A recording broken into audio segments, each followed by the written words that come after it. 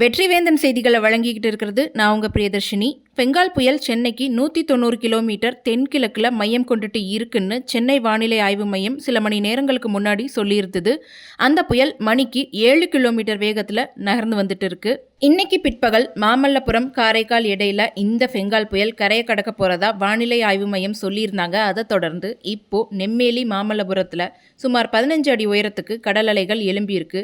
செம்பரம்பாக்கம் ஏரியில் மொத்தம் 24 அடியில் 14 அடியை மழைநீர் எட்டியிருக்கு. இப்போ தண்ணீர் வரத்து 4764 கன அடியா உயர்ந்திருக்கு. புயல் கரையை கடக்கும் போது கிழக்கு கடற்கரை சாலை, அதாவது ECR ரோடு அண்ட் OMR ரோட்ல மாநகர போக்குவரத்து கழக பேருந்துகளோட சேவை தற்காலிகமாக நிறுத்தப்படும்னு அறிவிச்சிருக்காங்க.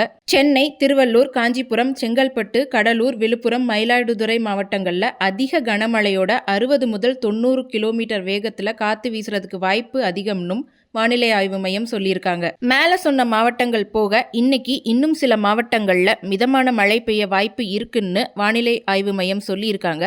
அது என்னென்ன மாவட்டங்கள்னா ராணிப்பேட்டை, திருவண்ணாமலை, வேலூர், கள்ளக்குறிச்சி, திருப்பத்தூர், கிருஷ்ணகிரி, தர்மபுரி, சேலம், நாகப்பட்டினம், திருவாரூர், தஞ்சாவூர் எல்லாமே இதுக்குள்ள அடங்குது. இன்னைக்கு சென்னையில பலத்த காற்றோட மழை பெஞ்சிட்டு வர்றதுனால சென்னை கடற்கரையிலிருந்து வேளச்சேரிக்கு போற ரயில்கள் எல்லாமே கேன்சல் பண்றதா அறிவிச்சிருக்காங்க.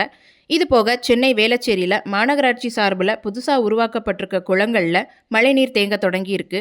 சென்னை மணப்பாக்கம், OMR சாலை, மேடவாக்கம் பகுதியில் மாநகராட்சி சார்பில் தூர்வாரப்பட்டிருக்கிறதுனால அங்கே உள்ள கால்வாய்களில் மழைநீர் சீராக வடிஞ்சு ஓட ஆரம்பிச்சிருக்கு. மாநகராட்சி அதிகாரிகள் இதை தொடர்ந்து ஆய்வு பண்ணிட்டு வராங்க. சென்னையில் இருக்கிற அம்மா உணவகங்களில் இன்னைக்கு நாள் முழுக்க இலவசமாக உணவு வழங்கணும்னு நம்முடைய முதல்வர் MK ஸ்டாலின் அவர்கள் உத்தரவு பிறப்பிச்சிருக்காரு.